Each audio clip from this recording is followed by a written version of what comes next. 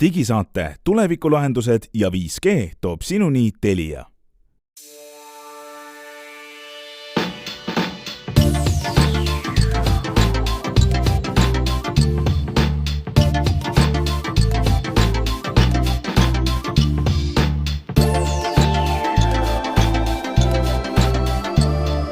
Tere head kuulajad, kätte on jõudnud juba augustikuu ja augustikuu algab esimesel päeval kohe uue nimetu Digisaate episoodiga, kus oleme me täna kolmekesi. Hans Lõugas, Henrik Roonemaa ka ja Glen Pilvre ka. Ja mis meil siin juuli viimane nädal on toonud, me peame tänases saates kindlasti rääkima sellest, kuidas Eesti kolmas 5G litsents on kätte andnud kolmandale operaatorile ja ühe väikese vimka või üllatuse tõi see litsentsi jagamine ka. Uued Google'i Pixel telefonid sisaldavad ka väikest vimkat, mis on uut uue Fitbit Charge 5-ga ja kuidas tunduvad Sony super kõrvapealsed juhtmavad kõrvaklapid VH1000 XM5-d ja võib-olla saate lõpus siis räägime natukene elektrimootorrattast.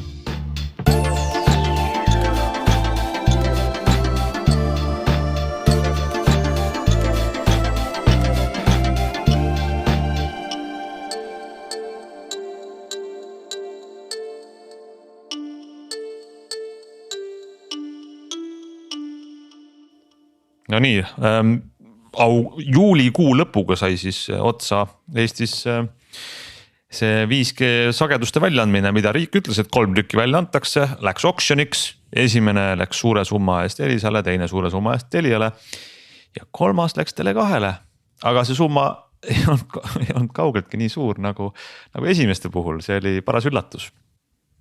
Ja nad said selle ju peaaegu alghinnaga, kas pole?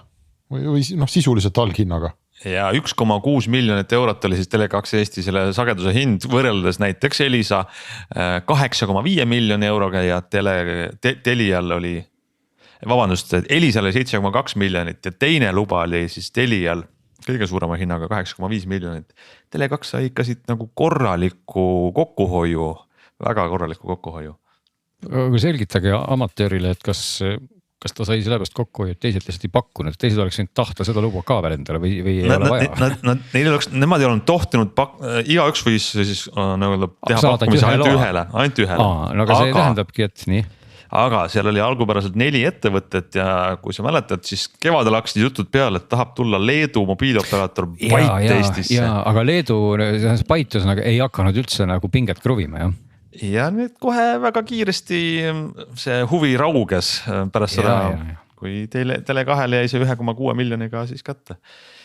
See oli ikka jube huvitav, sellepärast, et tõesti nad ei teinud isegi pakkumist. Ja ma nüüd peast täpset summat ei ütle, aga need esimese 2 litsentsi summad ehk siis ühe sai Elisa ja teise sai Telia. Need ikka läksid sinna 7,8 miljoni euroni. 8,5 ja 7,2 ja 8,5, jah, olgem täpselt nagu ma siit loen. Ja ega me ei tea, kas Pite seal pakkus või ei pakkunud, et kas nad saatsid ümbrikuid nendele, et kes seal omavahel nagu konkureerisid, aga kui see peaks niimoodi olema, et nad õudselt konkureerisid ja kruvisid hinda ja siis viimases voorus ei viitsinud isegi pakkuma tulla, et siis see on nagu väga huvitav, et seal on mitmeid selliseid teoreetilisi variante on ju, et teoreetiline variant number 1 on see, et Tele2 ja Pite said omavahel kuidagi kokkuleppele, mida iganes see ei sisaldanud, keegi tegi kellelegi õhtusöögi välja näiteks, no vähemalt, eks, ja siis Pite ütles, et okei, me siis ei paku, et me lähme ära. Või on seal midagi muud taga, et me ei tea, aga Tele2 sai ikkagi sellise, ma ütleks circa 7 miljoni eurose kingituse. Aga samas ega me ju ei tea. Nende 5G teenused võiks odavamad, nad saavad selle raha kõik võrku panna. Aga samas, kui siin kuulata sinu sellist lennukat spekulatsiooni, ega tegelikult me ju ei tea, kas Pite üldse midagi pakkus. Võib-olla nad seal omavahel müdistasid tegelikult Eesti operaatori. Just seda ma ütlesin, et me ei tea, et kas nad üldse ümbrikuid saatsid. Või ei jõudnud see Lätist kohale või Leedust kuskilt. Just. Nad oleks kisa tõstnud selle peale. Aga loomulikult see hinnavahe on väga märkimisväärne, et täna nagu võib-olla Elisa ja Tele2 või Telia, vaadates seda numbrit ei ole liiga rõõmsad, aga nii see on. ei tea, seal on igatahes midagi imelikku on selles küll. Tead, kas see imelik ja olnud juba ka algusest peale, kui oli see jutt, et Byte või Bitte tahab tulla Eesti turule ja millega nad tahavad tulla ja mida siin teha ja kas tõesti konkureerida siis nagu tarbijatele sellise erakliendi sektoris, kus on 3 suurt väga verist konkurenti ees. Juba sealt läks see asi väga huvitavaks ja imelikuks, millel ei olnud nagu head ärilist selgitust. Ja nüüd, et nad siis niimoodi ära kukkusid, milleks kõik see ainukene, kes kogu sellest sellisest palju küsimusi tekitanud loost siis võitis praegu, tuleb välja Tele2. Ei tea, kas on see juhus või on see taga võib-olla mingid täiesti loogilised põhjendused, mida me ei tea. Igatahes selline huvitav lugu, aga lõpuks on kõik nagu oma kohale loksunud tagasi. Ja samas võitis ka ikkagi Eesti riik samal ajal, ei tasu ka unustada. Seda küll. Puhtalt raha ja, aga samas peabki ütlema, et kui seda lihtsalt veel korraks meenutada seda fakti, et kui seal ei oleks olnud seda Bittet, siis iseenesest ei oleks ju põhimõtteliselt me saanud üldse sisulisest oksjonist ju rääkida, siis oleks olnud tahtjaid 3 ja lubasid 3 ja olekski olnud. Kõik oleks alginaga ära läinud umbes. Kõik oleks alginaga umbes ära läinud, et tegelikult ainult see sama Bitte olemasolu, olgu see siis kinnise ümbrikuga või laatise ümbrikuga tekitaski selle olukorra. Seal, ja, muidugi siis teoreetiline variant number 2 on see, et majandusministeeriumist keegi leppis Bitte juhiga poisid, tulge tehke konkurent, tehke konkurssi ka meile. Absoluutselt. Suurendame riigi tulusid. Jah, et kui sa vaatad need summad praegu kokku, siis ikkagi see on ju umbes 15 miljonit eurot lihtsalt tuli ju rohkem raha. Ja, absoluutselt. Ei ole üldse paha diil, ei ole üldse paha nagu mõttekäik. Selle kõige valguses või mitte valguses, vaid selle kõige taustal, ma isegi peaks ütlema, tõi siis ka Telia omalt poolt välja ju 5G koduinterneti paketid. Mäletame, et kui Elisa sai oma 5G litsentsi kätte, siis nemad hakkasid esmalt pakkuma koduinternetti ja pakuvad siiamaani niimoodi, et mobiilikasutajad sealt midagi üldse ei saagi. Et ei olegi ette nähtud, see kõik tuleb hiljem. Telial on mobiilne 5G olnud juba jupp aega olemas, kuigi vanadel 4G sagedustel. Ja ma saan aru, et vähemasti mulle tundub, et mobiilikasutajad saavad ka ikkagi 5G, loodetavasti siis ka uutel sagedustel, aga on teatud piirkonnad, kus nad siis pakuvad nüüd 5G koduinternetti. Ja kui ma siin Elisa oma lugesin mõned saated tagasi ette, no ma loen siis Telia oma ka, nii et esimesed piirkonnad, kus Telia teeb oma 5G võrgus siis 5G koduinternetti kättesaadavaks on Tabasalu, Harkujärve, Haabneme, Rapla, Saue, Kiia, Kohila, Rakvere, Alliku, Vääna-Jõesuu, Elva, Vasalemma ja Võru. Siin on veel Lähte, Karksinuia, Vändra, Audru, Võsu, Vaivere, Kose, Laulasmaa, Viiratsi, Kuusalu, Jüri ja Jõhvi. Väga erineva kaalukategooriaga kohad ja lisaks on neil erinevad piirkonnad Tallinnas ja Tartus. Ühesõnaga, et kus levib, seal levib. Aga neil on ka kuni 500 megabitised paketid. Alates 100 alla 25 üles ja kuni 500 alla 100 üles. Ja see sama jutt, mida me Elisa puhul ka rääkisime, et tegu on mobiilivõrguga. See, mis ma ütlesin, 500-100 on lihtsalt number, mis võib tulla, võib ka mitte tulla. Aga igatahes nüüd siis koduinterneti pakutakse ja mina olen siin olnud nüüd nädalakese, ma pean ütlema, Pärnu kesklinnas ja 4G otsas oma selle superruuteriga, millest me siin mõned saated tagasi rääkisime. Ja minu kogemus on see, et üllatavalt stabiilne. Ma olen Elisa võrgus küll, kui keegi tahab näpuga järge ajada, aga siin 2 inimest saavad ikkagi oma kaugkontorit teha, download, upload, kõik toimib. Välja arvatud see, et ikkagi mingil hetkel, kui ma laen näiteks algoritmi podcasti videofaile alla, mida on selline 4-5 gigabaiti, siis kuskil 3. failist kukub kiirus nii põhja, kui üldse saab. Ja see on nagu aamen kirikus. Nii et mul on teooria, mis on küll mitte millegagi pole tagatud ega kinnitatud, aga ütleme, see lihtsalt põhineb minu vaatlustel. Et mobiilivõrk otsustab mingil hetkel, et see vend on nüüd praeguseks juba küllalt downloadinud. Keerame tal natuke seda toru kinni, aga võt ei tea. Äkki jätab järgi. Aga muid etteheiteid mul ei ole, et täitsa saab asju ajada küll. See, mis sa räägid, see on siis 4G võrk ikkagi veel. See on 4G et Pärnut ei ole miski pärast. Ma ei tea, mis Pärnul viga on. Pärnu südalinnas tuleb mulle siia ainult Telia traatmajja. Keegi teine mind jutule ei võta, optikast ei ole ka juttugi olnud ja ma vaatan seda 5G värki, seda ka nagu pole siia toodud, ei tea, elame siis siin oma 4G-ga Pärnus ja võib-olla ongi suveaeg, et kord nädalas teen teiega saadet ja mis siis muud ikka. Ja samas ma vaatan siin veel selle sama konkursi valguses, et sügisel võib-olla on jälle natukene, mis ei ole üldse kaugel enam põnevust, sest siis läheb jagamisele 6 luba 3 vahel. Ehk et iga osaleja saab võita siis maksimaalselt 2 6, nii et Byte võiks ikkagi... Oota, aga sinna see Pite ei ole üldse tulnudki? No võiks ju tulla, võiks tulla. Seda... jah, me ei tea veel jah, võib-olla nad saadavad. Keegi võiks kindlasti tulla, sest muidu oleks jälle igav ju. Võib-olla lähme ise siis riigile miljoneid teenima. Kellelgi on mõte selliseks äriideeks, siis siin on kohta küll, kuidas natukene miljoneid kergitada. Ja. No jääme siis ootama, millega Tele2 tuleb millise 5G-ga siis välja, aga tundub, et see, ma enam ei looda, et keegi ütleb, et babah, meil on nüüd üleriigiline 5G ja head kasutamist sõbrad, et see mis on tegelikult ikkagi imelik, et arvestades, kui mitu aastat need operaatorid ise tahtsid haipida oma 5G-d ja neil, kui mitu aastat neil oli aega valmistuda, siis nüüd kui litsentsid on käes, siis see avaneb sellise kurva sisina ja visinaga kogu see värk. No jah, aga ma arvan, et tegelikult üks põhjus ongi selles samas füüsikalises eripäras, et praegu on see suvi jutt käinud sellest 3000 gigahertsi sagedustel, kus sa võid panna neid kuumkohtadesse, aga see levi lihtsalt ei ulatu väga kaugele. Et selleks, et näiteks kas või ma ei tea, efektse turunduse mõttes või mis iganes teha siuke leviala kaart, et üle Eesti on 5G, siis sul on vaja neid sügisel litsentseeritavaid madalaid sagedusi, et see leviks kaugele ja kiiresti, et nad ilmselt valivadki need kohad välja, kus siis need levialapunktid teha. Jah, aga ma ei ole ka ajakirjandusest näinud mingisuguseid kihvte mõõtmisi, et nüüd oleme siin, ma ei tea, Vasalemmas ja mõõdame 5G kodu interneti kiirust ja see on nii fantastiline, ei ole küll silma hakanud midagi, et kõik on seda kuidagi väga mööda minnes võtnud ja noh. Aga eks ongi see sama asi, et aga eks on ikkagi see sama koht, et nagu siin korduvalt on ka juttu olnud, et kas see 5G olemuslikult väga palju kõnetab ja huvitab inimesi, et kuniks 4G on piisav ja paljud jaoks isegi rohkem kui vaja, siis see ei ole lihtsalt nii kuum teema kuidagi. Seal...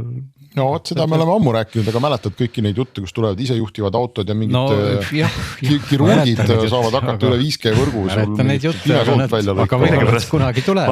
Ma hakkan kontrollimatult naerma kohe, kui sa selliseid asju räägid. Ma ei tea, miks sa naerad, meenutad, ega see ei ole mingi minu fantaasia. Need buldooserijuhid said sõita, et nad ise on Lõuna-Afrikas, aga siis on Tallinnas buldooser sõidab ja tõstab kopaga. Ma nägin seda. Võib-olla see tuleb kunagi, jah. No see võimalus on, aga see ongi võib-olla põhjus, miks täna seal Vasalemmas seda pidu veel ei toimu, seda mõõtmispidu, et lihtsalt kohalik kopajuht kirurgia ei ole. Teeb seal tööd koha peal ja kõik sobib neile. Või siis ütleme kuulajatele igaks juks välja oma iroonias, kus tagamaad, et tegelikult see praegune 5G, millest jutt on, see lihtsalt nagu veel kiirem 4G. Et ta ei ole nagu 10 või 100 korda kiirem või 1000 korda kiirem. Ta on lihtsalt natukene kiirem, tundub olevat vähemalt nii. Ja muide, täpselt sel ajal, kui kõik need sündmused toimusid, siis meie maamaja, ma ei tea, mis peab ütlema siis, endine suvilakooperatiiv või meie piirkond maamajasid sai siis ka kirja, et valguskaabel hakkab jõudma ka meieni riigi raha eest. Ja skeem oli kaasas ilusti, et kaabel tuleb siit ja läheb sinna ja kõik olid väga rõõmsad, nii et olgu see 5G olemas või mitte olemas või kuskil 6G tulemas, siis mina kavatsen, mis iganes see summa on. Ants, sa mäletad peast, aga see oli vist mõned sajad, ma pakun. Paarsada eurot tõesti ja valgus ma kavatsen selle igal juhul ära maksta neile ja öelda, et palun toodagu kaabel minu suvilani. Jah, las ta olla, ikka parem. Mõistlik. Alati parem. No nii, aga vaatame siis, mis meil siin veel on. Viimase nädalal juhtunud. No me rääkisime tegelikult juba sellest uuest Google'i Pixel telefonist eelmine nädal, mis ma isegi lugesin mõned arvamust järgi on võib-olla kõige parem selline soodne telefon hetkel uutest. On ka väga palju skeptilisemaid arvamusi, võib-olla isegi meil siin saates mõni selline. Ma ise oma käega seda näinud ei ole, aga ma saan aru, et nüüd on siis Pixel 6a selline tõeline pale hakanud välja tulema. Et näiteks sõrmele lugeja on siis selline, mis avaneb igasuguse sõrmejäljega.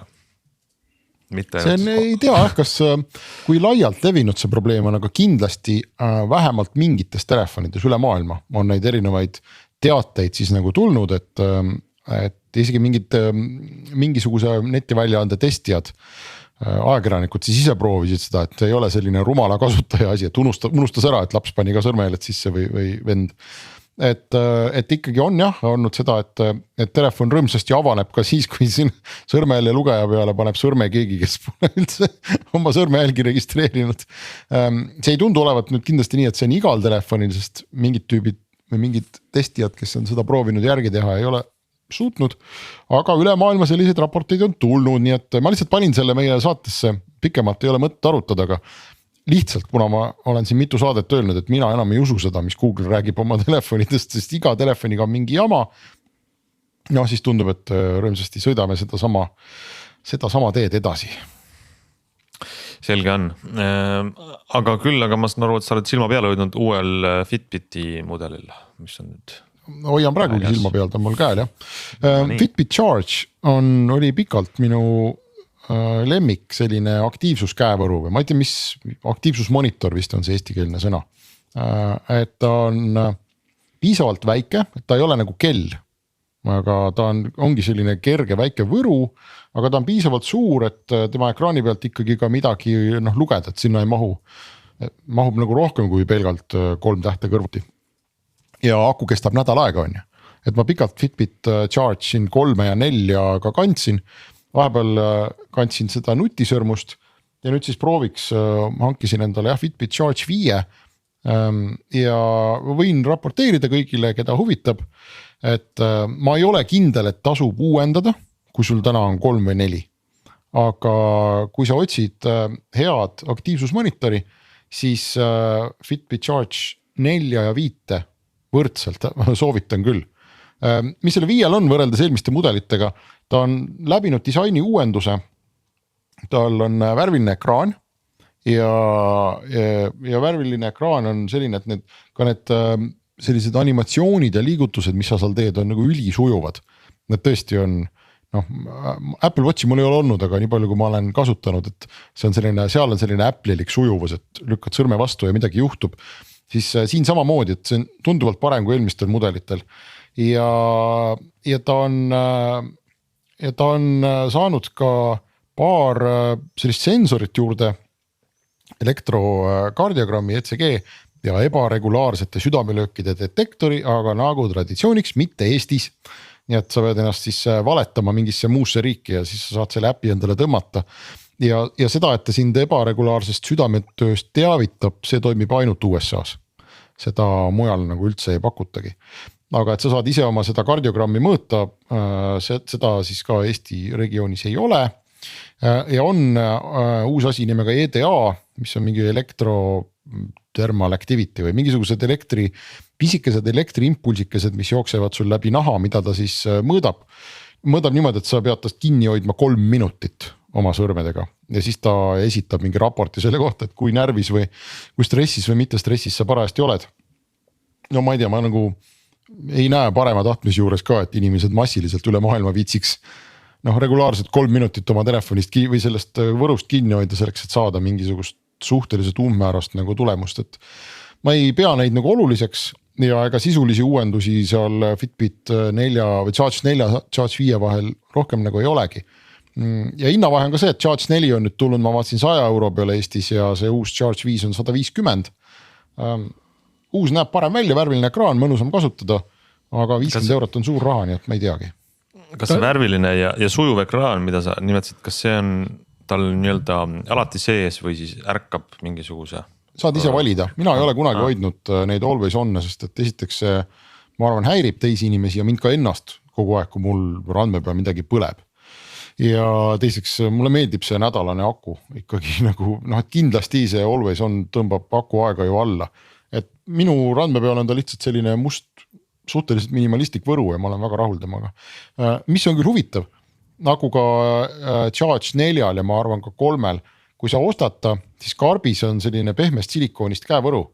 Aga kui sa kulutad väga palju raha, siis sa saad Fitbiti käest juurde osta samasuguse võru, aga aukudega. Ja vähemasti minu käe peal see tavaline silikoonist käevõru, see ikka igistab korralikult, ta ei lase õhku läbi. Ja mina kulutasin selle raha, see oli siis kolmandik kella hinnast. oli see haukudega silikoonist rihm ja maailma üks suurimaid ebaõiglusi, aga rihm on palju parem. Ja mis on üldse huvitav, et ja tundub, et Eestist on peaaegu võimatu leida Fitbitiga näiteks originaalrihmasid, mida nad toodavad igasuguseid erinevaid mudeleid. Et mingil põhjusel, vähemasti näiteks selle rihma ma olin sunnitud tellima Fitbiti kodulehelt otse.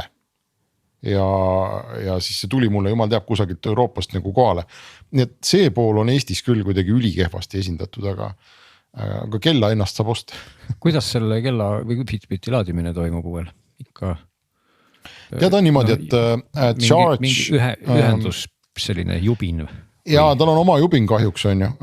Charge 3 ja 4 oli see selline jubin, mis oli nagu selline klamberjubin või, et sa panid ta ümber kella, ta klõpsas kinni ja siis püsis ilusti. Nüüd selle Charge 5 nad on läinud magneti peale ja see magnet on suhteliselt tugev, aga mina tunneks küll ennast palju rõõmsamalt, kui see oleks ikkagi selline füüsiline kinnitus. Et ta klõpsab kinni ja hoiab seda kella ja ma ei pea kartma, et üks minu väike liigutus kuskil nagu selle laadimise lõpetab. Aga kontaktid on ikka päriselt, mitte ta ei ole juhtme vaba, eks ole. Ja kontaktid on all, on sellised pisikesed klemmid ja või nõelad siis on selle laadija küljes. Aga muidu seda ikkagi laialt peetakse nagu, kui me nüüd ei räägi kelladest, vaid ümber randme nagu monitoridest, ta ikkagi päris kellamõõtu ju välja ei anna. Et neid charge ikkagi valdavalt peetakse maailmavõtjateks parimateks. Mida siin annab juurde see premium liitumine või mida nad pakuvad päris krõbeda kuutasuga, ma vaatan, et küsivad $9 kuus. Ja Oural on ju ka näiteks, sama sõrmusel on ka tegelikult maksad kuutasu. Sa saad mingid paremat põhjalikumad andmed, näiteks kui ta und monitorib, siis ta näitab tohutu põhjalikkusega seda, et mis sul siis nagu toimus. Mina olen seda maksnud, ma ei tea, tõenäoliselt on see hea, sest muidu sa saad lihtsalt mingi umbärase numbri, et su uni oli, ma ei tea, 88 on ju. No samas on see selline summa, et sa pead ikkagi valima, kas sa vaatad Netflixi või maksad Fitbiti või et ega oleneb. See on hästi nõme tegelikult trend minu arust, et sa ostad mingi suhteliselt kalli jubina, mille sa paari aasta pärast tõenäoliselt ostad niikuinii uue. Ehk et kui sa selle kuude peale ära jagad, see on juba iseenesest. Jah, aga samas ma peaksin ütlema, et ega mulle ei meenu küll ühtki sellist nutikella, spordikella kaldkriips, mis ju samasugust mudelit nagu rakendaks, et kui ma mõtlen siin Samsungi või Huawei või Apple Watchi peale kas või, siis ma ei maksa ju tegelikult neile selle tervise jälgimise eest mingisugust eraldi kuutasu. Kõigil on keskkonnad väga ilusad. Jah, funktsionaalsus nagu see, mida me see seade teeb, mis andmeid ta annab, selle eest nagu ei ole maksta, et pigem sul on võib-olla mingi varundad midagi pilve või jah, seda küll, jah, aga kui ma kas nagu või Google'i tervise, mis iganes osakond või need ikkagi käivad nii-öelda jutumärk sinna sisse. See on rohkem see BMW mudel praegu, kes müüb sulle 7 soojendusega auto, aga küsib sult kuutasu, et see 7 soojendus tööle panna. Et sul on see riistvara olemas ja see võimekus olemas, aga sa ei saa seda kasutada. Ei no arusaadavalt, kuna see toode asi ise ju ei maksa ka, eks ole, siin 300-400 eurot mõnevõrra odavam, siis kusagilt võib selle raha võtta, aga siiski tundub mulle see summa nagu päris järsk, et kui mul on nagu valida, kas ma ostan odava asja ja hakkan iga kuu maksma 10 eurot, siis põhimõtteliselt aastaga oleme juba ostnud peaaegu teise juurde, eks ole, ja järgmise aastaga veel ühe juurde, et see on päris märkimisväärne summa lihtsalt, sellele juhiksin tähelepanu. Et kui võtta mingisugune nutikell, mis on küll võib-olla natukene suurem, aga teeb ju neid samu asju, siis saad võib-olla rohkem isegi asja selle raha eest, aga. Jaa, ma olen nõus jah, minu jaoks lihtsalt seda Fitbiti võlu on just see, et ta ei ole kell esiteks ja teiseks, et see aku vastupidavus on hea, aga ma tean, sul olid Glen, ma ei mäleta, kas olid Huawei'd või mis. Mina olen Huawei kellamees ja Huawei kell on jah, mul on see Always On, mulle väga meeldib, ta ei põle sugugi nii, et ta mingid naabreid segaks ja kui see kella osuti on kogu aeg näha, siis peab see aku vastu nädal aega ja kui see teha pimedaks, siis tõesti võid pigistada isegi 2 nädalat välja, oleneb palju sa seal trennitad ja möllad, eks ole, et aga reaalselt ma ütleks, et selles valguses ei ole see Fitbiti aku nüüd midagi sellist et me hüppaks kohe laest läbi, eks ole. Aga Huawei on ka ikkagi täitsa siuke maailmarekordi mees minu arust. No jah, aga erand pigem. Hans levitas siin oma Apple Watchi, me teame, ta vaeb seda igal õhtu, kui viitsib.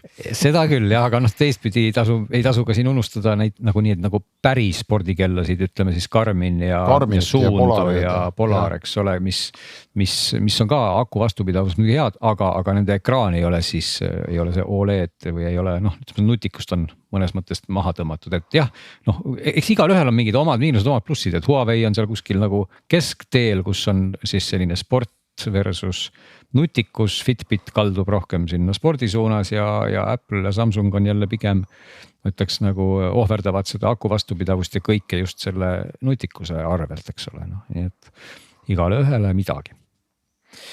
Selge, aga põrutame oma teemadega edasi, me vaatasime, tegelikult oleme maininud ka saates Sony uusi suuri klappe ja nüüd on Glen kuulanud ja nendega rääkinud VH1000 XM5, mis on siis järjekordne väljalase Sony nendest kõige levinumatest, headest, parematest, juhtmevabadest, mürasumutavatest, kõrvapealsetest klappidest. Need on need suured, mürakad, lennuki kõrvaklapid, mida on hea kasutada lennukis, linnas, mürases kontoris. Ja varem on need XM siis 4-3 olnud ikkagi seal esikoha pretendeerinud esikohale oma kategoorias koos võib-olla mõnede Bose mudelitega. Mis paneb Gleni ette ühe selge küsimuse, et kas nüüd XM5-d viivad seda toodet kõvasti edasi või ei? Oi, kuidas lihtsalt öelda, ma alguses pean ütlema, et klapid on juba minu käes olnud päris kaua ja pean piinlikkusega tunnistama, et ma millegipärast ei ole tundnud väga suurt sellist vaimustust, et need karbist välja võtta, võtsin need mitte rassast juba siin kuu-poolteist tagasi, aga nüüd siis seda ikkagi tegin, sest tõesti nad alguses tundusid, et seal ei ole ju üldse midagi suurt muutunud, ainult number muutub, sest et Sonyl neid klapid on kogu aeg olnud enam-vähem nagu samasugused, aga esiteks on nad nüüd pakendatud ainult paberist ümbrisesse, ma ei mäleta, kas eelmised ka olid, aga minu arvates mitte, selles mõttes, et pakend on ainult paber, see on nagu näha, et selgelt on selline ökoloogiline mõtteviis, on hakanud ka Sonyle juba jõudma nagu nii-öelda toodetesse, võib-olla ma teen nüüd ülekohut, äkki oli eelmine ka, ma lihtsalt ei mäleta. Sellel on see papp, eks ole, neid ei saa enam nüüd, kui klappidest ennast siis rääkida, disain on nüüd täiesti tehtudki uueks, et seni olid need Sony klapid alati sellised klassikalised, ütleme siis niimoodi, et selle klapi kinnitus oli nagu, kuidas ma nüüd vaata, kui pilt ei näe. Kinnitus on jah selline nagu poolkaare kujuline klamber, hoiab seda kopsikut, kahel pool otstes on siis nagu telg ja siis see kopsik liigub selle poolkaare kujulise klambri sees, mis on siuke hästi klassikaline kõrvaklapi lahendus, ei näe võib-olla liiga elegantne välja, aga kõik need 4 mudelit olid sellised. Ja neid sai ka kokku voltida siis nagu selliseks nii-öelda lumepalliks, ehk et need liigendid olid ka nende kopsikute otstes, nii et need sai keerata siis selle peavõru sisse, et need sai teha päris pisikseks neid eelmisi. Nüüd on siis Sony otsustanud astuda nagu rohkem niukse disainitrendika toote rajale ja ma ei tea, kas siin on eeskuju võetud Bosest, kellel on siis ka sellised, liigend kinnitub siis sinna klapi ülaserva ainult, nii et see klapi kopsik ise on nüüd sükene kergelt koonus, ovaalne sükene asi, kus siis ei ole enam külje peale midagi kinnitatud ja tõesti ta näeb välja niuke sile, et see liigendi osa on kõik nüüd üleval ja erinevalt Bosest, kellel jookseb tegelikult, ma ei mäleta, kas see oli 700 või oli see Quiet Comfort 45, ühel neist kindlasti jookseb see nagu see peavõru siuke pikendus tegelikult üle selle klapi, et mis teeb selle kopsiku kuidagi siukseks kohmakaks, et Sonyl seda ei ole, et see kopsik on iseenesest siuke sile, aga küll ei saa siis erinevalt XM4-dest neid enam nüüd selliseks lumepalliks voltida, mille üle juba on siin paljud kuidagi virisenud, et kuidas siis nii, et eelmised sai teha pisikeseks, aga need uued saab siis lihtsalt keerata nagu selliseks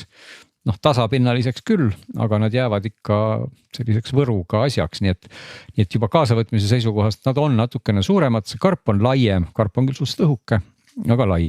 Nii et disainis on siis tehtud nagu lühidalt kokkuvõttes suur muudatus, aga nad näevad minu hinnangul välja väga, väga ilusad ja ägedad, olgugi et mõned arvavad täpselt vastupidi, et need vanad olid kuidagi kallimad või mis iganes, aga muus osas kerguse mõttes on nad jäänud umbes samaks, läinud natuke kergemaks, eelmised olid 254 grammi, nüüd on 250, 4 grammi on siit kuskilt siis ära lihvitud ja nad ikkagi tunduvad väga kerged ja pähe pannes on nad, noh, ma ütleks küll nagu erakordselt mugavad, olid ka väga mugavad juba muidugi eelmised.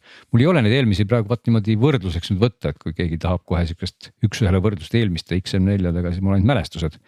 Aga kindlasti ei ole nad peas nüüd kuidagipidi halvemad, ikka pigem on nad nagu paremad, et see asi, mis siin kõrva vastas on see padi, see on nagu tühjaks lastud autorehv, ütleme nii, mis on nagu hästi-hästi pehme ja siuke võtab kuju täpselt sinu kõrva järgi. Ja siit muidugi võiks kohe hüpatagi siis võib-olla edasi ühe asja juurde, mis nendel klappidel ongi erakordselt hea, on siis mürasummutus. Ehk et juba ilma igasuguse aktiivsuseta, kui sa paned selle klapi, ma mõtlen selles mõttes aktiivsuseta nagu jutumärkides, et ilma sisse lülitamiseta, kui sa paned need klapid pähe, siis maailm läheb juba erakordselt vaikseks. Et see sama asi, mis siin on, mis on selline tühi autokumm, see võtab sul kuidagi sellest kõrvast nii hermeetiliselt kinni, et ta summutab juba neid helisid, mis tava selliseid kesksagedus, kõrgem sagedus, toa helisid juba täitsa passiivselt nagu üllatavalt hästi ja kui nüüd veel siis lülitada nad sisse, siis aktiivne osakond teeb asju veel paremaks, et kui XM4-d olid võib-olla nende Apple'i ja Bose klappidega, jäid nagu pigem see mõnikord alla seal just kõrgemate sageduste alas ja Apple'i omad AirPod Maxid olid väga head ka madalate kuminate, ma mõtlen seal alla 100 hertsi äravõtmisel, siis nüüd need XM5-d, sellisel subjektiivsel hinnangul küll tunduvad mulle, et nad on nüüd kõige-kõigemad, et just sealt alla 100 hertsi ehk sellised need kõige-kõige madalamad kuminad, mida siis võiks kosta, mida XM4-d väga hästi ei võtnud ära, seal teeb erakordselt puhta töö see XM5 ja samamoodi Sony ei olnud ennem väga tõhus selliste kontorihäälte äravõtja, et üleval pool just 1000 hertsi, et 1000-st sinna kõrgematele sagedustele, siis nüüd lisaks sellele ülihale passiivsele summutusele see aktiivsus tõmbab ikka maailma ka sealt ülevalt nagu erakordselt vaikseks. Nii et see on küll üks väga suur pluss, et nad on raudselt täna ma julgeks küll öelda esikoht mürasummutuselt, et küll on nagu selle miinus natukene, et nad on nagu nii pehmelt ja mõnusalt hoiavad sellest kõrvast kinni, et mul ei olnud neid aega nüüd hoida peas ja ma olin laisk, ma ei hoidnud neid mingi 12 tundi järjest. Aga ma juba tundsin isegi, kui nad olid nii-öelda pool tunnikest olnud peas, et kõrvadel hakkab nagu palav, et nad kuidagi, nad nagu üldse nagu hinga. Isoleerivad sind siis niimoodi ära sellest ümbritsevast. Ja, et see võtab see kate nagu nii hästi sinu sellise pea ja kõige kuju ja see nagu efekt võib-olla oli, et võib-olla jahedama ilmaga ei ole see nagu halb, aga natuke selline palavuse tunne nagu hakkas tekkima. Ma teen nüüd väikse hingetõmbe pausi, et sa saad midagi küsida. Ja mina tahaks küsida, Glenn, need eelmised versus praegused, et nagu see Fitbiti puhul, et vahe on tõenäoliselt olemas, aga teistpidi ma arvan, et see vahe ei ole nagu väga suur või on? No need, mis ma siin juba rääkisin, eks ole, et need vahed on väga nähtavad. Disain ja see mürasummutus on kuuldavad, esimene on väga nähtav ja mürasummutus on kindlasti kuuldav, et ma ei ole nüüd ma ütlen veel kord, kõrvuti niimoodi võetud, et rauhti üks, rauhti teine, aga ma nagu mäletan ja olen siin vaadanud graafikuid ja need kinnitavad puhtalt ka minu mälestusi, et nad on mürasummutused kindlasti väga head. Heli, ma ei tea, kas see tähendab, et ma peaks helist ka rääkima, kui neid nüüd omavahel võrrelda või et... No ma ei tea, nad on kõrvaklapid, et kas see huvitab kedagi see heli või?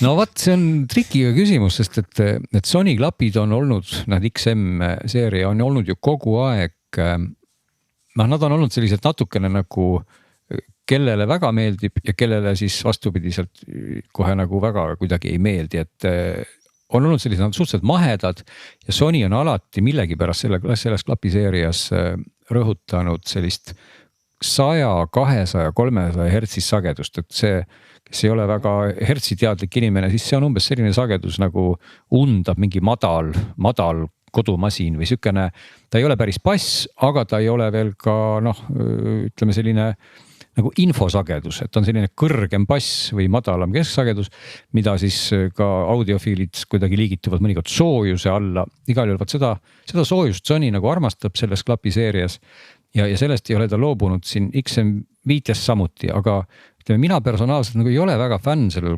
200-300 hertsisel regioonil, sest see kuidagi ta paneb nagu siukse vaiba nagu kõigele peale, et sealt ei tule läbi hästi see kõige madalam bass, sest see kõige madalam bass on siukene mõnus, mis justkui kõlari mõttes võdistaks sul, eks ole, seal keha või siis virtuaalselt sul kõrvu ja kõrgemad sagedused jälle teistpidi kannatavad nagu selle 200-300 regiooni all ja seda need klapid ikkagi mängivad kuidagi minu jaoks nagu häirivalt palju, et nad on sellised nagu kumedad ja Sony on nüüd selles mudelis versus eelmised, need XM4-d olid Sonyl sellest klapiseeriast kõige säravamad klapid tegelikult, et kui esimesed olid ka nagu suhteliselt ülemine ots oli siuke suhteliselt sume ja hakkas sealt juba 3-4-5 tuhandest hertsist pigem nagu allapoole suunduma, siis XM4-de puhul Sony tegi väikse erandi, et seal nad tõstsid seda kõrgete regiooni, et seal oli isegi 8, 9 ja 10 kilohertsi, 8-9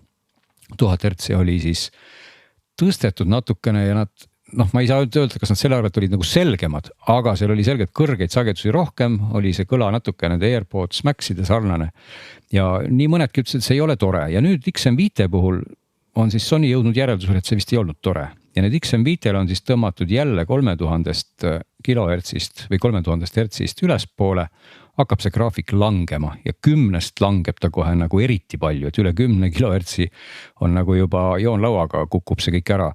Ja seetõttu nad on minu jaoks erakordselt nagu kuidagi nagu sume või ma ei oska seda nagu sõnadesse panna. Ma tahaks kohe kindlasti siia kõrgeid sagedusi juurde.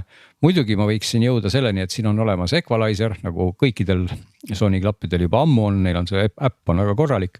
Seal on siis 5 tavalist riba pluss 6 bassiriba, et iseenesest saab loomulikult neid kõrgeid sagedusi selle equalizeriga on mingil määral nagu järgi aidata, aga siit ei saa ikkagi sellist ma ikkagi ei saa päris sellist pilti nagu siin, ma võtan kas või mingid Tali IO6 või sellised klapid, mis on mulle väga hea mulje jätnud, et sellist sära ja selgust ei tule ka siis, kui ma need heeblid sealt ikkagi piisavalt juba peale lükkan ja kuidagi ei saa ma selle equalizeriga lahti ka sellest 200 hertsist, sest Sony equalizer nimelt on kõige alumine osakond on siis 400 hertsi sellel equalizeril ja siis sealt on üks veel, sealt on ekstra või mis on mingi clear bass, mis on siis seal kusagil alla 100, mingisugune 50-100. Küll aga equalizer ei puuduta seda 200 hertsi, ma ei saa mitte kuidagi seda toonida. Signature sound, sa ei tohiks seda näppida. See on signature sound täpselt, et ma keeran selle clear bassi maha, siis on see kõige madalam bass läinud. Ja kui ma keeran 400 hertsi maha, siis on sealt see nii-öelda 440 on laanoot, et selle järgi võib arvata, et siis on niisugune kõrgem või tavaline keskmine läinud, aga ikka jääb see kuradi kumin sinna. Ja seda heeblit ei ole, et ma saaks seda reguleerida. Nii et selles mõttes, kui nüüd ma mõtlen sinu küsimuse peale korraks tagasi tulles, et kas siin midagi konstruktiivset on öelda, et need XM4-d kõlasid nagu natukene säravamalt, natuke rohkem kõrgetega eelmine mudel siis. Ja see soojus oli sama koha peal, aga need XM5-d kõlavad nagu erakordselt pehmelt ja kuidagi hästi selliselt, hästi kotis on kuidagi see asi, eks ole. Nii et selline on selle helipildi pool, et mina ei saaks öelda, et ma nüüd sellest austus väga nagu vaimustuses oleksin. Aga selle on üks pluss muidugi, Glenn.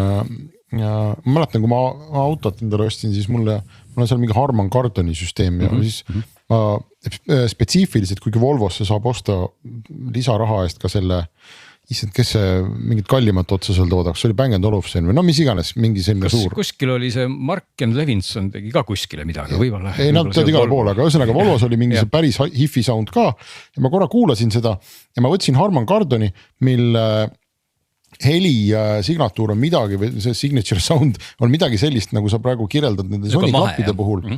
Ja ma võtsin ta sellepärast, et ma tean, et ma olen tee peal, seal on igasugused, ma ei tea, mürad, rehvid, vihmad, tuuled, lapsed, koerad on ja viimane asi, mida ma tahan, on see, et mingisugune suvaline Spotify playlistist tulev laul hakkab mind ärritama, sest soundid on erinevad, eks, ja mida see minu auto sound teeb, on see, et ta tõmbab kõik selliseks lastevorstiks. Ohutuks, sumedaks nagu ja tegelikult nagu igavaks, aga ma vähemasti ma tean, et ükskõik kuidas see asi ka salvestatud ei ole, see iial ei ärrita mind. Ja nende Sony klappidega, mul on endal need eelmised mudelid, see oli täpselt sama asi. Kõik on lastevorst, aga ükski asi sind ei sega. Nii et kui sa ma ei tea, roged või mis sa teed nendega? Jah, ma tahangi sulle juba vahele segadus öelda, et see on täitsa õige point, et nad ongi sellised nagu sumedad, aga teistpidi ei tasu ka unustada, et siin on need kõrvasisesed klapid, viimati ma siin kuulasin neid Huawei uusi klappe või klapp on vale öelda, need nööbid siis või mis käivad kõrva sisse. Olen kogu aeg siin läbivalt juba, ma ei tea kui kaua aega kiitnud neid Samsungi Galaxy Buds Prosid ja huvi pärast loomulikult pissin ka need siis mõlemad, nii need Huawei omad kui Samsungid kõrva, et puhtalt heli mõttes võrrelda ja midagi pole teha, need nööbid kõlavad, need kõlavad kas kordades, aga nad kõlavad tunduvalt paremini kui need XM5 suured, et siin on nagu mitte midagi rääkida, nendes on see madal bass olemas, nendes on selgus olemas. Et need mõlemad nööbid, need mõlemad mainitud nööbid on ülihead, et see Huawei oma ka, kui sa saad selle ilusti kõrva. Nii et selles valguses nagu see tundub nagu kummaline mulle täna, et kui ma ostan sellised suured kõrvapealsed klapid, siis ma tegelikult saan kehvema heli kui nendest kõrvasisestest, mis ei justkui nad ei isoleeri mind maailmast ju nii hästi ära ja nad ei ole nii hea müra summutusega, eks ole. Aga heli mõttes on nad nagu paremad. Aga mis on siin läinud Glenn, siis natuke, nii? Ma tahtsin küsida, võib-olla juhtida nüüd teema vähe kõrvale, aga sul on klapid peas, kuulad neid ülemisi ja alumisi, aga sa pead ise rääkima ka. Just ma tahtsin ka sinna jõuda, muide juba mõtlesingi, et mikrofon. See oleks mikrofon jah, et mikrofon on läinud kas kõvasti, aga on läinud paremaks, et see loomulikult jälle mingist HiFi mikrofonist me ei saa rääkida, et kui siin öelda paar lauset ise selle mikrofoniga on see ka kohe kuulda, aga ütleme, et jah, umbes 5000 hertsist hakkab see sagedus ikkagi ära kukkuma, nii et saadet päris võib-olla ei ole hea nendega salvestada, aga võrreldes eelmistega on nad kindlasti paremad ja nad on ikkagi kindlasti, nad on ühed parimad mikrofoniga klapid rääkimiseks täna ja mida nad teevad muide erakordselt hästi ja see on tõesti päris müstiline, nad isoleerivad ära seda tänavamüra, millest sa räägid, et ma küll proovisin siin seda nagu tekitada omal kõlaritest, et ma ei läinud päris kuskile mingisuguse, mis on see suruõhu kompressori kõrvale tänavale rääkima, aga mul on selline tunne, et kui ma läheks ka selle suruõhu kompressori juurde, kummarduksin ja räägiks kellegagi, siis seda vist ei ole kosta, et see kompressor seal kõrval on, et see on täiesti ebareaalne, kuidas nad lõikavad sind ära, ma mõtlen selles mõttes seda kuuleb siis see teine inimene, mitte otseselt sina, eks ole, vaid see sinu vestluskaaslane teisel pool telefonis.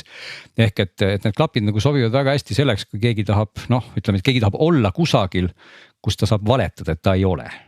Näiteks võtab vastu kusagil rock-kontserdil või kuskil ööklubis telefoni, ütleb ei kallis, et ma parajasti siin, ma ei tea, programmeerin või kirjutan, praegu oleme siin sõbraga kuskil vaikselt või kellegagi kolleegiga, tegelikult käib pea ümber mingi ilge mürts ja värts, eks ole, sest et seda lihtsalt ei kosta.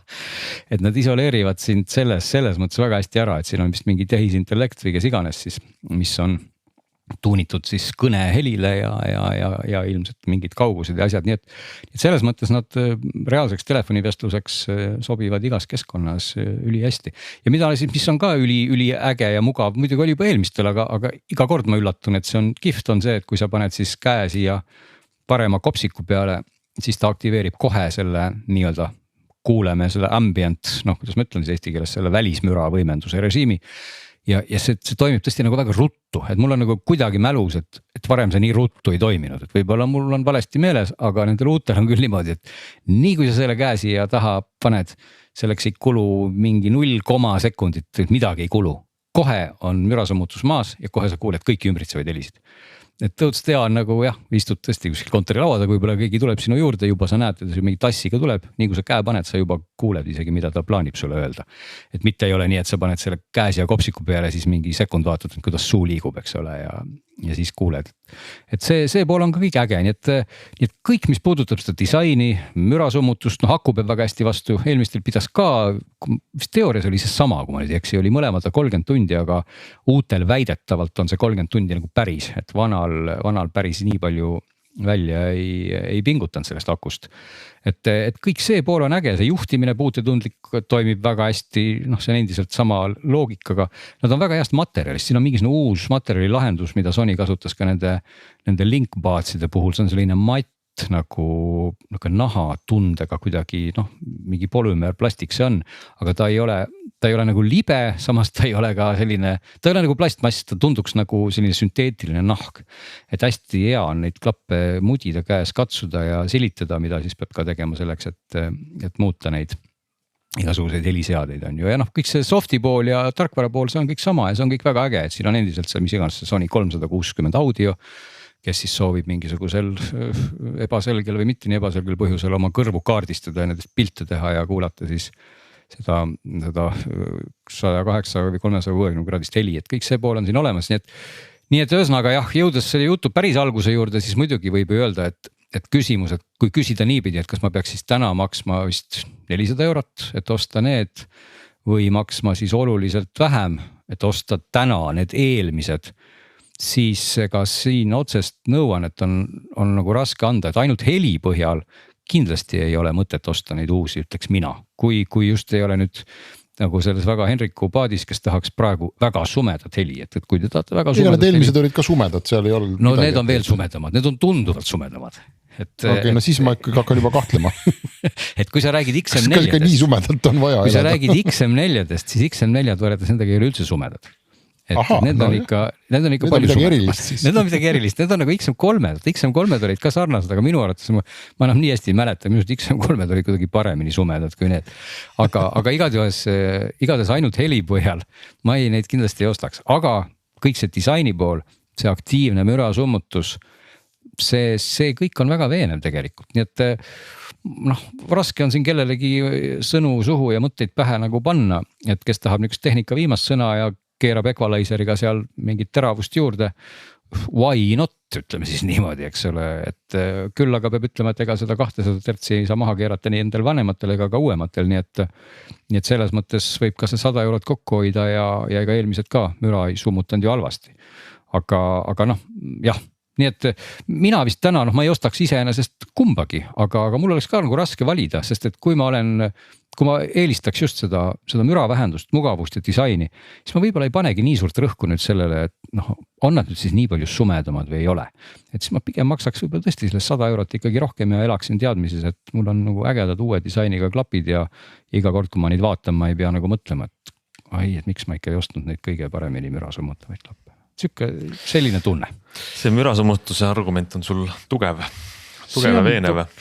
Jah, nii et nad on ilus, tore toode ja võib-olla Sony siis teadlikult, noh ma ei saa kindlasti vale on öelda, et nad kuidagi ebateadlikult seda heli siin tuunivad, et ilmselt on seal mustmiljon mõõteseadet inimest ja keda iganes ja põhjust, miks nad seda nii teevad.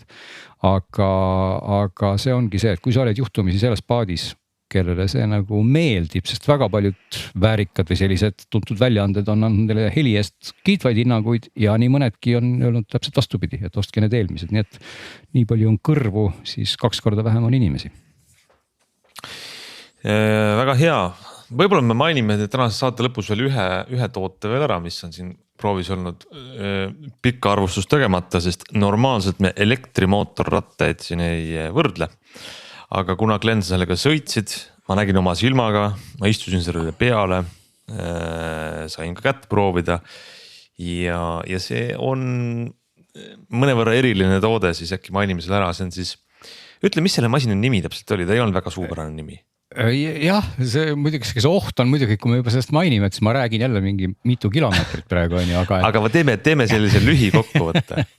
Miks sellest võiks rääkida? Selle masina nimi oli siis CE04, mis siis BMW žargoonis peaks tähendama, kas see võiks olla see kontsepт või commuter, no ühesõnaga midagi, mis algab C-tähega. Commuter vist jah. Commuter või kontsepт, mõlemad sobivad väga hästi ja siis E tähendab siis sõnast loomulikult elekter, vihjame elektrile ja 04 peaks tähistama siis mootori mahtu, mis võiks siis bensiinimaailmas tähistada nagu kas siis 0,4 liitrit või siis 400 kuupsentimeetrit ehk nagu paralleeli tuua siis ütleme jutumärkides 400 rolleriga, 400 kuupmeetrise töömahuga bensiiniroller, nüüd seda tähendab siis nimi CE04. ja see on kihvt asi ja võib-olla, et mitte siis endale piire seada, et paneme siis sellised, ütleme, et toome välja võib-olla paar olulist asja, miks see on huvitava mainimist väärt. Mina ütleks esiteks, no sa võid kindlasti oma sõidukogemusest rääkida, aga ta on selline masin, mis nagu paljud nende elektriliikuritega on, et täpselt nagu ei tea, kuhu ta asetub, et kas ta on roller ja siis sa hakkad vaatama, et ma näen, kuidas sa sõidad sellega, Glen, ta ju roller küll ei ole, et ta vist on ametlikult mootorratas, aga ta ei näe välja nagu mootorratas. Ehk mis on nende kogu selle elektrimobiilsuse suur trend nagu minu arust, et need vanad piirid ei klapi eriti selle uue maailmaga. Igatahes ta on siuke madal, aga samas hästi sportlik ja dünaamiline. Noh, ei meenuta kuidagi selliseid kiireid paike või mootorrattaid, aga ka mitte rollereid. Ja igatahes, siin on see koht, kus kõik, kes saadet kuulavad, võiks võtta oma telefoni ja toksida siis need tähed sinna sisse ja BMW ette ja vaadata seda pilti korraks. Sest et tõepoolest, see on muide esimest korda, ma ütleks, kui BMW on siis kaherattalise paigutanud nagu nii teistsugusesse vormi, mida võimaldabki puhtalt ainult elekter. Et see on väga hea tähelepanek, et seni nagu elektrimootorrattad ikkagi on järginud nagu pigem seda klassikalise mootorratta trendi nagu BMW endal oli siis nagu maxi rolleri alla liigituv aparaat C Evolution, mis oli juba tootmises aastast 2014 kuni 2020, mis oligi siis elektri maxi roller ja välja nägigi nagu selline suur roller, nagu nad ikka välja näevad, eks ole, et siis nüüd see kontsept või see CE on tõesti nagu aparaat, kas oli, mis film see oli, kas oli Tron? Tron ja ma just vaatasin Tronni hiljuti.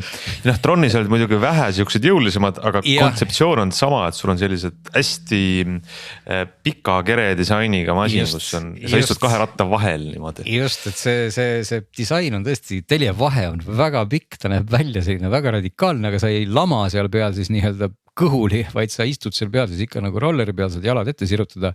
Teljevahe oli 1600, kas oli 1650 millimeetrit või igal juhul nagu mootorratta skaalal on väga vähe rattaid ja need on väga suured, kas oli see vist Honda Goldwing, veel mõned sellised tõesti hiiglaslikud rattad, mille teljevahe on pikem, aga selles suurusklassis aparaatidel või sõidukitel see teljevahe on nagu absurdselt pikk ja muidugi siit peakski siis ikka kindlasti ära mainimagi selle, et miks ta nii pikk on, et nimelt puhtalt ma ütleks ohutuse pärast, sest et olgugi, et sellel mootorrattal või rolleril, kuidas me iganes teda klassifitseerime, on siis teoreetiliselt paberite peal on tal ainult 31 kilovatti, mis paigutab ta siis mootorratta juhilubade klassis sinna A2, et kui on alla 35, ta on nagu nii-öelda siuke algaja mootorratta, 31 kilovatti, et see ei ole ju üldse midagi ja ta kaalub päris palju muide, ta kaalub 231 kilo. Et see siuke matsaka kaaluga, aga see on jälle see koht, kus elekter tuletab meelde, et see on hoopis teine nagu dimensioon, et kui sul on 31 elektrilist kilovatti, siis seda ei saa kohe mitte kuidagi võrrelda mitte mingisuguse bensiiniga, sest et see võti, see konks, see nii-öelda point on selles esimeses hetkes, kui sa lähed koha pealt ära, sest bensiinimootorid kaasa sündinud häda ongi see, et nad ju käivad kogu aeg ringi, et bensiinimootoril on vaja sidurit ja selleks, et saaks koha pealt ruttu ära, siis sa pead selle siduriga seal nikerdama või teeb seda automaatkäigukast, igal juhul mida iganes ta teeb, see ei ole nii, et mootor seisab ja siis hakkab käima, seal käib mingisugune libistamine ja mingisugune jura toimub sellega, aga elektrimootoril seda ei ole ja selle vääne, see pöördemoment lihtsalt ta lihtsalt viskab sind koha pealt minema, see on selline efekt, et sa iga kord, kui sa seda nii-öelda gaasi või siis kiirendi käepidet keerad, siuke totter naeratus tekib, sest et see on niivõrd kohene, niivõrd vaikne ja see õnnestub iga kord, sa ei pea selleks nagu a la võtame siin tavalise mootorratta, eks ole, et hoiame siis pöördeid peale, teeme änn või auto, eks ole, ja siis seal mingi siduriga jahmerdame või automaatkastiga pole muidugi midagi teha, seal pead lihtsalt nukralt ootama, kuni see automaatika oma tööd teeb. Aga selle elektri puhul lihtsalt linna vahel niimoodi sõites see kiirendus, mis on siis 0-50-ni, BMW ise lubab selleks 2,6 sekundit 0-50-ni, mis on ka vägagi krapsakas aeg. Mõõtsin siis nii-öelda täppisseadmetega, milleks oli äpp ja mobiiltelefon ja GPS ja sain parimaks keskmiseks tulemuseks 2,1 sekundit 50-ni. Ja panin siia ka huvi pärast täitsa kõrvale oma 4 korda võimsama bensiinimootorratta ja sain teada, et see 4 korda võimsam bensiinimootorratas kiirendas 50-ni 0,2 sekundit paremini, parimal juhul. Ehk et ma sain 2 aga sealt edasi, tõsi, sealt edasi oli siis see koht, kus nüüd see bensiinimootoriga või mootorratas sai nii-öelda hoo sisse ja sealt läks muidugi nagu tuli siis see uus minek. Vaat sealt edasi hakkab see 31 kilovatine elekter siis natukene järgi andma, aga linnaliikluses ja sellises tavaolukorras see esimene hetk on lihtsalt nii vaikne, nii salakaval ja niivõrd terav, et see pikk teljevahe ongi see, mis hoiab siis seda põhimõtteliselt seda esiratast nii-öelda maas, sest et muidu mootorratta maailmas see muutub tõesti ohtlikuks, et seal on stabiilsuskontroll ja kõik.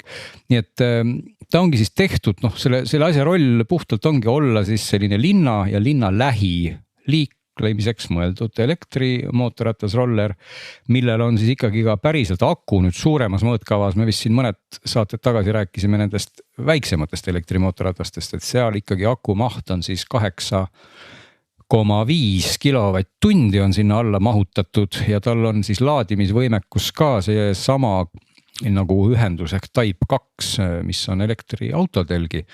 Nii et laadida saab siis teda ostes teatava lisavarustuse paketi, nagu see BMW-l ikka käib. Siis on võimalik teda sealt kiirlaadija või ütleme siis kiirlaadija on vale sõna siin kontekstis. Avalikust laadimisvõrgust, kus on Type 2 pistik, on ta siis võimeline laadima 6,9 kilovatiga või kui sa ostad ka koju omale selle kiirema Type 2 laadija, siis saad ka kodus seda teha. Nii et ta laeb siis ütleme natuke pealt tunni selles Type 2 otsikuga kiirlaadimist kasutades täis ja sõidab ta oma 8,5 kilovatt-tunniga siis niimoodi keskelt läbi 90 kilomeetri kaugusel. Saab rohkem, isegi linnas võiks, kui sa kogu aeg ainult ei kiirenda, siis ilmselt saab ka üle 100 kilomeetri probleemivabalt ja maanteel ta läheb tippkiirus on piiratud 120 juures natukene üle. Et maanteel jõuab siis umbes, ma arvan, umbes 80 kilomeetri kaugusele, kui sa tõesti sõidad seal 90-100 juures, aga kui sa loomulikult tahad seda tippkiirust kogu aeg hoida, õhutakistus lihtsalt nii palju määrab.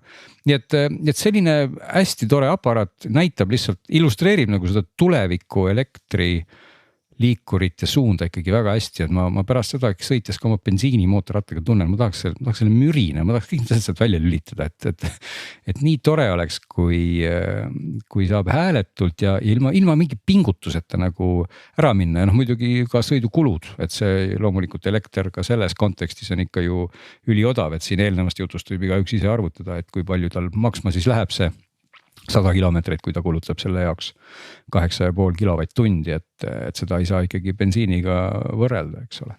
Aga siin tuleb siis lõpetuseks võib-olla mainime ka siis selle, et ta on päriselt, ta ei ole prototüüp, ta on päriselt olemas olev toode. Ta on päriselt olemas, ta on müügil, hinnad algavad 12 800 eurost, ta jõudiski just nüüd kohale, et kahjuks siin, kui ma varem võrdlesin neid teisi elektriliikureid, millest me ka rääkisime, siis seda C04 ei olnud veel päriselt kahjuks siit võtta, et ta juba kevadel muidu maailmas esitleti. Aga täna on ta päriselt olemas, muidugi sinna juurde tasuks kohe panna mõned asjad, mõned lisad, mis võiks võib-olla olla elementaarsed, et miks BMW neid sinna ei pane, seda ei oska kommenteerida, aga see hind ikkagi kruvib ilmselt sinna kusagile, see demoratas ka, millega me proovisime, oli üle 14 000. Ja selline see elektri hind täna on, aga seal oli ka asju, muidugi ei tahaks nüüd liiga pikalt sellest rääkida, aga ma ikkagi mainiks selle ära, sest see lihtsalt käis mulle ilgelt närvidele. Et kui Honda mootorratastel ja BMW autodel ja rääkimata kõigist teistest autodest, mis on uued, on olemas Android auto või Apple CarPlay tugi, siis sellisel nii-öelda mootorrattal on küll kuritahtlik, et seda ei ole. Et seal on küll koht, kuhu saab ühendada mobiiltelefoni. Tõsi, sinna kohta ei mahtunud ära OnePlus 9 Pro, sest et see koht oli liiga väike. Ilmselgelt disainerid aastat mis iganes tagasi, kui nad seda hakkasid tegema, vist ei arvanud, et mobiiltelefonid muutuvad nii suureks, nagu nad täna muutuvad. Et see telefon ei mahtunud sinna hoidikus hästi ära, aga hoidikus ei ikkagi kinni panna. Hoidik on siis sisene laegas, kuhu see telefon käib sisse, mitte me ei räägi siis hoidikust nagu juhtraua peal, et sa paned oma telefoni sinna hoidikusse, seal ei ole juhtmevaba laadimist. Ma küsiks, miks? miks lugupeetud BMW ei ole seal juhtmeva laadimist, sa pead seal nikerdama oma USB kaabli sinna külge, USB-C küll. Siis selle ukse lööma kinni, kui su telefon sinna hästi ei mahu ja siis avastama, et Android autot ei ole ka Apple CarPlay'd ja ainuke, mis siis on siis see BMW enda lahendus, mille nimi on BMW Motorrad. Ja see on siis äpp, mis kasutab tegelikult telefoni ainult navigeerimise allikana nii-öelda, nii et seal on küll äge suur ekraan, aga muidugi see kriitika praegu nüüd läheb siis kõikide BMW mootorrataste aadressil, sest et BMW ongi millegipärast võtnud väga põikpäiselt täna selle suuna, et nad Android autot ei paku, mis iganes need põhjused on, kas siis keegi, ma ei tea, puuteekraani ei saa nii kasutada mootorratta peal või ma ei oska öelda, miks nad seda oma äppi sinna pressivad, aga selle elektrimootorratta puhul tundus see kuidagi nagu eriti piirav. Et see oli nagu see koht, kus peaks nagu see tulevik peaks nagu täiega kohal olema, et kõik töötab, ma ei tea, kasvõi ma võin seismise ajal kasvõi videot vaadata sealt ekraanilt või kuidagi jättis sellise mulje, et natuke on selle koha pealt jäetud nagu poolele teele. Vaat selline lugu. Kokkuvõttes võib öelda, et vinge algus, arenguteed on veel, aga huvitav masin ta siiski on. See on väga huvitav, kes on ikkagi mootorratta inimene, selleks peavad olema kahjuks või õnneks isegi võib-olla seda võimsust arvestades ikkagi mootorratta load. Aga kui need load on teil juhtumisi taskus, siis tasub küll, ma teeks täitsa nagu varjamatult või varjatult reklaami, et minna BMW Motika osakonnast läbi ja seda ratast vaadata ja silitada, et see on absoluutselt proovimist väärt. See annab siis nagu maitse suhu, et milline ikkagi saaks olla elektrimootorratas nagu päriselt, mitte enam selline nagu mänguasi, või kui me räägime 31 kilovatist juba sellise emotsiooniga siin, no ma ei taha mõelda, kui seal oleks neid 3-4 korda rohkem neid elektrikilovatte. Väga õige, raske midagi rohkem lisada. Aga näed, tunnika on täis tiksunud, meie tänane saade, augustikuu esimene digisaade. Selline sai, aitäh kõigile kuulajatele, osalistele ja ühes võib kindel olla, et me oleme tagasi juba nädala aja pärast.